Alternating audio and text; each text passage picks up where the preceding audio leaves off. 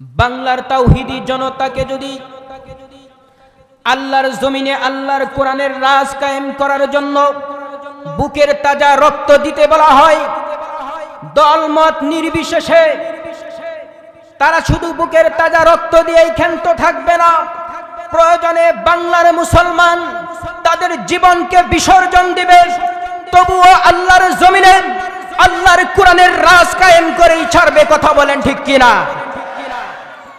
সম্মানিত হাজিরিন, তো অনেক দলকেই দেখলাম, একবার আমাদের বোঝা উচিত, আমাদের একবার সুযোগ দেওয়া উচিত ইসলামী দলগুলোকে, যে তারা ক্ষমতায় গিয়ে করেটা কি। কথা বলেন ঠিক কিনা? কত দল কতভাবে খেলো আমাদের বাংলাদেশের অর্থ নিয়ে, আমেরিকায় গিয়ে বেগম পাড়া বানায়, এগুলো তো আমরা ভুলি নাই। কথা বলেন ঠিক কিনা? চোর ইতিহাসে সারা জীবন চুরি থেকে যায়। কথা বলেন ঠিক কিনা? সম্মানিত হাজিরিন, আমরা সামনের দিনগুলোতে এমন ভুল আর করব না। আমরা চাই সংবিধানে, আগামীর সংবিধান হবে কোরআনের সংবিধান। চিল্লায় বলেন ঠিক কিনা? আগামীর সংবিধান হবে ইসলামের সংবিধান। চিল্লায় বলেন ঠিক কিনা? কোরআনের সংবিধান যদি আমরা রাষ্ট্রে কায়েম করতে পারি, তাহলে আমি আল্লাহর শপথ নিয়ে বলতে পারি, নবীর যুগে কোরআন বুকে আঁকড়ে ধরার কারণে, কোরআন সংসদে থাকার কারণে যেমন আবু বকরের মতো বিশ্বস্ত ব্যবসায়ী তৈরি হয়েছিল, এই যুগেও যদি সংবিধানে কোরআন থাকে, রাষ্ট্রীয় পর্যায়ে ইসলামকে আমরা পৌঁছাইতে পারি, তাহলে এই যুগেও উমরের মতো, আবু বকরের মতো, উসমানের মতো, তাদের মতো বিশ্বস্ত ব্যবসায়ী তৈরি হবে। আর তা না হলে তৈরি হবে কুখ্যাত ব্যবসায়ী, জঘন্য ব্যবসায়ী সালমান এফ রহমান। কথা বলেন ঠিক কিনা? সম্মানিত হাজিরিন, এই কারণেই চোখ কান খোলা রাখতে হবে, ভয় পেলে চলবে না। বাঙালি এখন প্রতিবাদ করা শিখে গেছে। কথা বলেন ঠিক কিনা? স্বৈরাচার কিভাবে তাড়াতে হয়, স্বৈরাচারকে কিভাবে জুতা মারতে হয়, বাঙালি এখন বুঝে গেছে। কথা বলেন ঠিক কিনা? এক স্বৈরাচারকে আমরা হটিয়েছি বাংলার জমিনে, আবারও যদি কোনো নব্য স্বৈরাচার মাথা চারা দিয়ে উঠতে চায়, তার মাথাকে ভেঙে ফেলা হবে। কথা বলেন ঠিক কিনা? কোন স্বৈরাচার যদি ইসলামের দিকে, কোরআনের দিকে আঙ্গুল তোলে, তার আঙ্গুলকে ভেঙে ফেলা হবে। কথা বলেন ঠিক কিনা? কোন স্বৈরাচার যদি আবার কোন নব্য ফ্যাসিস্ট তৈরি হয়ে যদি আল্লাহর জমিনে আল্লাহর কোরআন তৈরিতে, আল্লাহর কোরআনের রাজ কায়েম করার জন্য যদি বাধা দেওয়া হয়, তাহলে আমরা হাসিনাকে যেমন এক কাপড়ে বিদায় করেছি, তাদেরকে কাপড় পরেও যেতে দেব না। চিল্লায় বলেন ঠিক কিনা?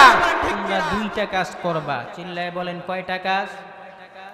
এক নম্বর কাজ হলো ফাসতামিউ, মনোযোগ সহকারে শ্রবণ করতে হবে। দ্বিতীয় নম্বরের কাজ হলো ওয়া আনসিতু, চুপ থাকতে হবে। কাজ হলো দুইটা। রব্বুল আলামিন বলেন, এই দুইটা কাজ যদি তোমরা করতে পারো, মনোযোগ সহকারে যদি কুরআনুল কারীমের আলোচনা শুনতে পারো, আর যদি চুপ থাকো, আমি রব্বুল আলামিন লাআল্লাকুম তুরহামুন, আসমান থেকে অসংখ্য অগণিত বরকত রহমত তোমাদের উপর বর্ষণ করে দেব। সুবহানাল্লাহ। সম্মানিত হাজিরিন, শুধু তাই নয়,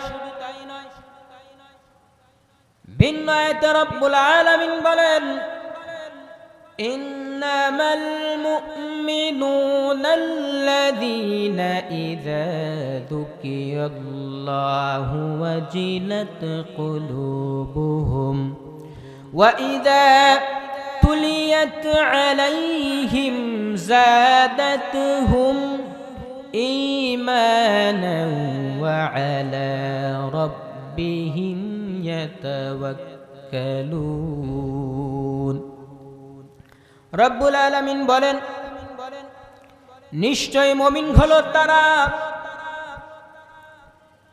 যখন আল্লাহর জিকির করা হয়, আল্লাহর কথা শুনে ওয়াজিলাত কুলুবুহুম, তাদের হৃদয়টা, তাদের কলবটা, তাদের ভিতরটা প্রকম্পিত হয়ে যায়।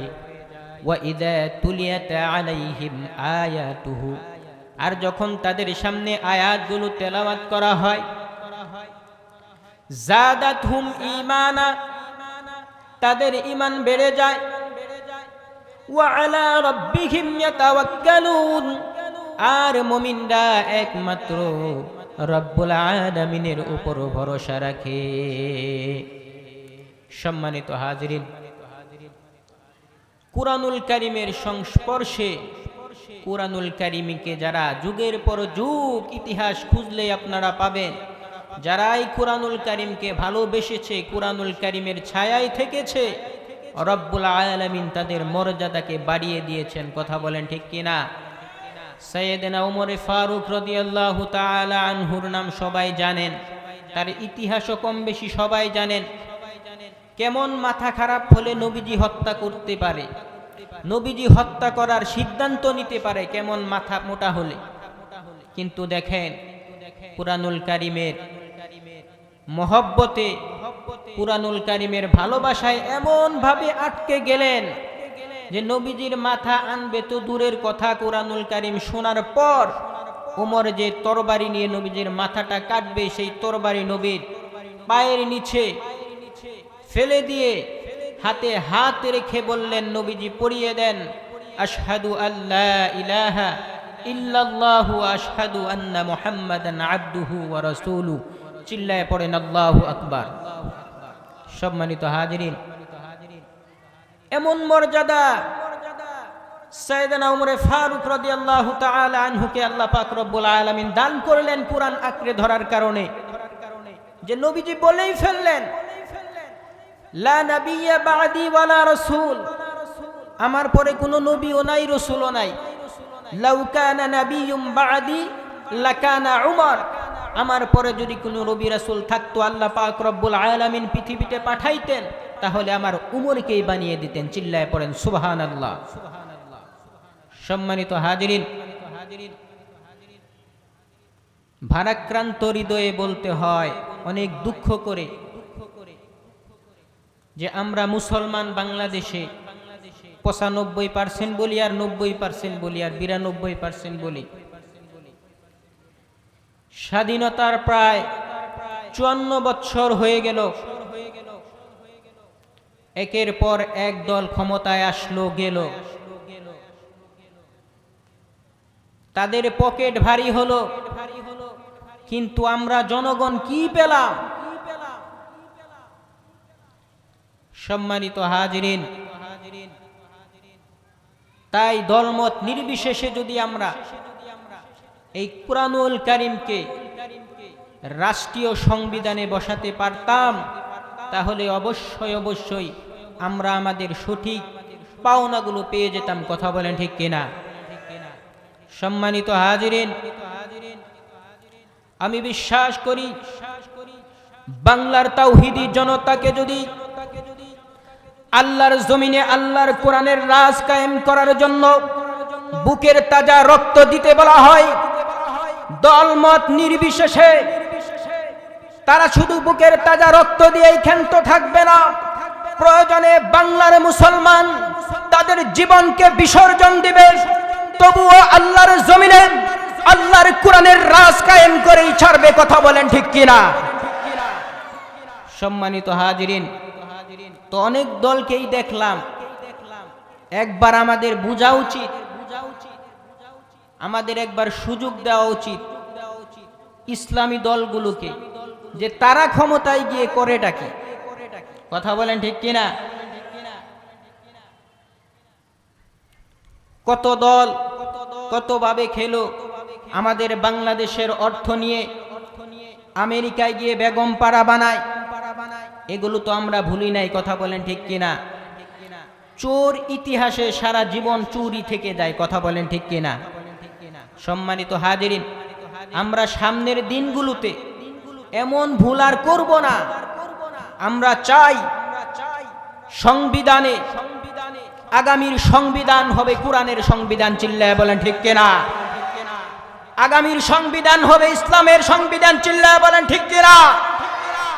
কোরআনের সংবিধান যদি আমরা রাষ্ট্রে কায়েম করতে পারি, তাহলে আমি আল্লাহর শপথ নিয়ে বলতে পারি, নবীর যুগে কোরআন বুকে আঁকড়ে ধরার কারণে, কোরআন সংসদে থাকার কারণে যেমন আবু বকরের মতো বিশ্বস্ত ব্যবসায়ী তৈরি হয়েছিল, এই যুগেও যদি সংবিধানে কোরআন থাকে, রাষ্ট্রীয় পর্যায়ে ইসলামকে আমরা পৌঁছাইতে পারি, তাহলে এই যুগেও উমরের মতো, আবু বকরের মতো, উসমানের মতো, তাদের মতো বিশ্বস্ত ব্যবসায়ী তৈরি হবে। আর তা না হলে তৈরি হবে কুখ্যাত ব্যবসায়ী, জঘন্য ব্যবসায়ী সালমান এফ রহমান। কথা বলেন ঠিক কিনা? সম্মানিত হাজিরিন, এই কারণেই চোখ কান খোলা রাখতে হবে, ভয় পেলে চলবে না। বাঙালি এখন প্রতিবাদ করা শিখে গেছে। কথা বলেন ঠিক কিনা? স্বৈরাচার কিভাবে তাড়াতে হয়, স্বৈরাচারকে কিভাবে জুতা মারতে হয়, বাঙালি এখন বুঝে গেছে। কথা বলেন ঠিক কিনা? এক স্বৈরাচারকে আমরা হটিয়েছি বাংলার জমিনে, আবারও যদি কোনো নব্য স্বৈরাচার মাথা চারা দিয়ে উঠতে চায়, তার মাথাকে ভেঙে ফেলা হবে। কথা বলেন ঠিক কিনা? কোন স্বৈরাচার যদি ইসলামের দিকে, কোরআনের দিকে আঙ্গুল তোলে, তার আঙ্গুলকে ভেঙে ফেলা হবে। কথা বলেন ঠিক কিনা? কোন স্বৈরাচার যদি আবার কোন নব্য ফ্যাসিস্ট তৈরি হয়ে যদি আল্লাহর জমিনে আল্লাহর কোরআন তৈরিতে, আল্লাহর কোরআনের রাজ কায়েম করার জন্য যদি বাধা দেওয়া হয়, তাহলে আমরা হাসিনাকে যেমন এক কাপড়ে বিদায় করেছি, তাদেরকে কাপড় পরেও যেতে দিব না। চিল্লায় বলেন ঠিক কিনা? সম্মানিত হাজিরিন, আল্লাহ পাক রব্বুল আলামিন আগামীর বাংলাদেশকে ইসলামের বাংলাদেশ হিসাবে কবুল করে নেন। চিল্লায় পড়েন আমিন। সম্মানিত হাজিরিন, শুরুতেই কোরআনুল কারীম থেকে একটি আয়াতের অংশ তেলাওয়াত করেছি। মাসটা চলতেছে মুহররম, আমরা অনেকেই জানি না, অথচ নাম দিয়েছি মুসলমান। আরবি মাসের নাম জানি না। এখন যদি এখানে অনেককে প্রশ্ন করা হয়, আমরা অধিকাংশই পারবো না যে আরবি 12টি মাসের নামটা বলেন। আরবি মাস বাদ দিলাম, আমরা তো বাঙালি। কথা বলেন ঠিক কিনা? অনেকে আছি বাংলা মাসের 12 মাসের নামও জানি না। জানি কি? জানুয়ারি, ফেব্রুয়ারি। ইংলিশটা খুব ভালো পারি, যেটা দরকার ওইটার খবর নাই। রব্বুল আলামিন বলেন, ইন্না ইদ্দাতাশ শুহুরি ইনদাল্লাহি 12 শাহরান ফি কিতাবিল্লাহ ইয়াওমা খালাকাস সামাওয়াতি ওয়াল আরদা মিনহা আরবাআতুন হুরুম। যেহেতু মুহররম মাস চলতেছে, সেহেতু মুহররম মাস সম্পর্কে কিছু আলোচনা করি। রব্বুল আলামিন বলেন, যেদিন থেকে আসমান জমিন সৃষ্টি করা হয়েছে, ওই দিন থেকে আরবি মাসের গণনা শুরু হয়েছে। আর এই আরবি 12টি মাসগুলোর মধ্যে আল্লাহ পাক রব্বুল আলামিনের কাছে প্রসিদ্ধ, সবচাইতে প্রিয় হলো 4টি মাস। জোরে বলেন, কয়টি মাস? মিনহা আরবাআতুন হুরুম। আরবাআতুন অর্থ হচ্ছে 4। 4টি মাস হলো আল্লাহ পাক রব্বুল আলামিনের কাছে সবচাইতে প্রিয়। এর মধ্যে ধারাবাহিকভাবে 3টি মাস, জিলকদ, জিলহজ, এরপরে হলো মুহররম, অর্থাৎ 11তম মাস, 12তম মাস এবং আরবি মাসের প্রথম মাস মুহররম মাস। এরপরে হলো 7তম মাস রজব মাস। এই 4টি মাস হলো রব্বুল আলামিনের কাছে অধিক প্রিয়। কেন এত প্রিয় হলো? বুখারী শরীফের ব্যাখ্যা গ্রন্থ উমদাদুল কারীর মধ্যে আল্লামা বদরুদ্দিন আইনি রহমাতুল্লাহি আলাইহি এই মুহররম মাসের ফজিলত সম্পর্কে একাধিক কারণ উল্লেখ করেছেন। তার মধ্যে একটি অন্যতম কারণ হলো, এই মুহররম মাসে অনেকগুলো ঘটনা রব্বুল আলামিন সংগঠন করেছেন। এর মধ্যে অন্যতম একটি ঘটনা হলো নবী মূসা আলাইহিস সালামকে ফেরাউনের হাত থেকে আল্লাহ পাক রব্বুল আলামিন এই মুহররম মাসে নাজাত দিয়েছেন। চিল্লায় পড়েন সুবহানাল্লাহ। রব্বুল আলামিন পবিত্র কুরআনুল কারীমের মধ্যে বলেন, ফালাম্মা তারাআল জামআনি ক্বালা আসহাবু মূসা ইন্না লামুদরাকুন। রব্বুল আলামিন বলেন যে মূসা আলাইহিস সালামকে যখন ফেরাউন সহ্য করতে পারল না, দোষ একটাই, লা ইলাহা ইল্লাল্লাহর দাওয়াত মূসা দেয়, এক আল্লাহর দাওয়াত দেয় মূসা, আল্লাহর জমিনে আল্লাহর আইন প্রতিষ্ঠা করতে চায়। তো মূসা আক্রমণ শুরু করলো, মূসা আলাইহিস সালামকে আক্রমণ শুরু করলো ফেরাউন, ধাওয়া শুরু করলো তার বাহিনী। তো মূসা আলাইহিস সালাম যাইতে যাইতে দরিয়ার পারে পৌঁছে গেলেন। ওদিক দিয়ে ফেরাউনের বাহিনী, পিছনে শত্রু বাহিনী, সামনে দরিয়া, কোন দিক যাবেন? মূসা আলাইহিস সালামের উম্মতেরা বলতে লাগলো, ইন্না লামুদরাকুন, ও নবী মূসা, আমরা তো পাকড়াও হয়ে গেলাম, কিছু একটা করো, কিছু একটা ব্যবস্থা করো। মূসা আলাইহিস সালাম বললেন, ক্বালা কাল্লা, কখনো নয়, ইন্না মাইয়া রাব্বি সায়াহদিন, অবশ্যই অবশ্যই আমার রব অচিরেই আমাকে পথ দেখাবেন। মূসা আলাইহিস সালাম আল্লাহর উপর ভরসা রাখলেন। একটু পর রব্বুল আলামিন ওহী নাযিল করলেন, মূসা, তোমার হাতের লাঠি দ্বারা দরিয়ার উপরে আঘাত করো। আল্লাহ পাক রব্বুল আলামিনের নির্দেশ অনুযায়ী মূসা আলাইহিস সালাম দরিয়ার উপরে আঘাত করলেন। আঘাত করার সঙ্গে সঙ্গে 12টি রাস্তা হয়ে গেল। সুবহানাল্লাহ। রাস্তা দরকার ছিল কয়টা? একটা হলেই তো যথেষ্ট ছিল, কিন্তু দেখেন রব্বুল আলামিন 12টি রাস্তার ব্যবস্থা করে দিলেন। মূসা আলাইহিস সালাম চলে গেলেন, ফেরাউনের বাহিনী এসে হাজির হলো, দেখলো গরম ভাত, যেমন ফেরাউনের বাপে রাস্তা বানিয়ে দিয়ে গেছে।